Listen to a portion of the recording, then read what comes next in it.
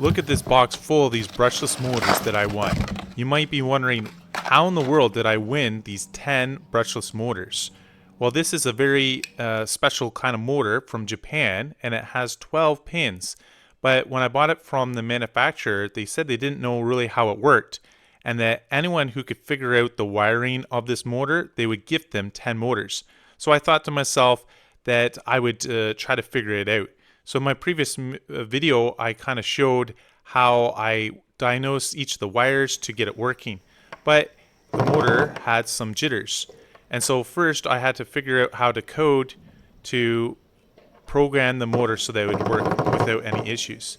The first thing that I did was I bit banged the frequency, and it's actually not PWM frequency, it's pulse frequency modulation to control the speed. So after I figured that out, and I actually changed using the tone command in Arduino Uno and removing the delay. After removing the delay, the motor worked like a charm without jittering at all. The other issue was no one really knew what these feedback wires did, and they actually connect to this encoder. And there's this chip right here. This is how I figured out what they did. Was I looked at this chip here and I found the PDF about them, and those 3 pins were always measuring about 3.6 volts, and they're connected to the Hall effect sensors to control the speed of the motor. And so when I measured them, they were giving a whole bunch of noise because this chip actually combines those to determine the speed.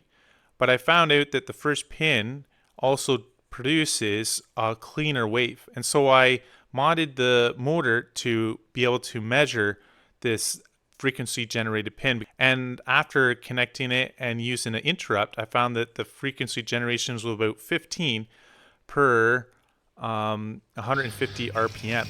And so I built this little machine that could actually measure precise distances. But when I was measuring FG, it wasn't really right. I was trying to get 30 centimeters. And so I went back to using 100 hertz at 2 RPM, which is 150 RPM, using a timing frequency to determine the distance, because the motor has to trigger these MOSFETs to get the precise speed, and I can use that to determine distance. So putting in the diameter of the gear, I was able to calculate precise distance to get it to go, for example, 30 centimeters. And right there you can see it's very precise now. And so you don't really actually need to have those feedback wires. They're there, but they're actually just used internally. And so when I put 42 centimeters, it was able to go there very nicely, just using a timing. So I won these motors because I figured out the wiring diagram for the motor. And basically the very first pin is the speed pin, which uses 250 hertz to 26,000 hertz, and each increase in 1 kHz will have a precise increase in speed of 150 RPM. The second pin is the enable pin, and it connects just to the voltage. And the third pin is the brake, where ground is the brake on, and VCC is the brake off. The fourth pin is connected to VCC, will have it go counterclockwise, whereas ground will be clockwise. And pins 5, 6, and 7 are not used. So you don't need to use those because it just uses the internal calculation to determine its speed. And then we have pins 8, 9, and 10 are ground, and 11 and 12 disconnect to VCC.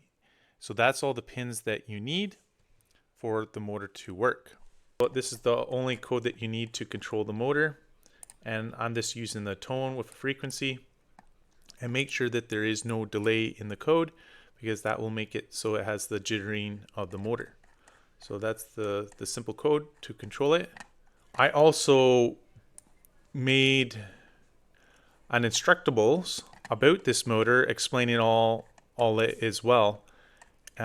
Explaining how it was controlled by pulse frequency and the different labeling of the diagram, and uploading all my work for this. Found the chip in the reverse engineering, and I actually put in the contest, and I also am a winner for that. It's right now into the contest there. So that was good because it's actually using a sensors in there, and I explained how I was tracking the FG pin, the function generator pin, but you don't actually need those. It turned out that you actually don't need those feedback pins because this little chip right here, basically it does all the sensing to make the motor go in a specific RPM, and basically 1K is equal to 150 RPM, and you can use that as timing to do precise location.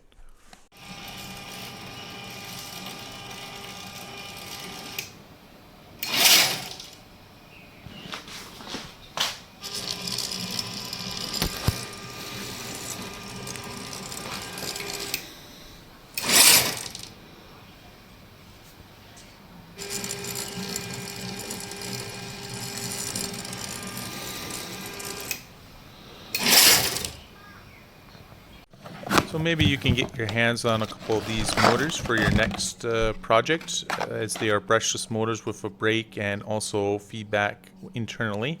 They're quite a nice motor. And here's the correct wiring diagram for you. I hope you enjoyed, and if you like electronics, consider subscribing, and I'll see you guys in the next video.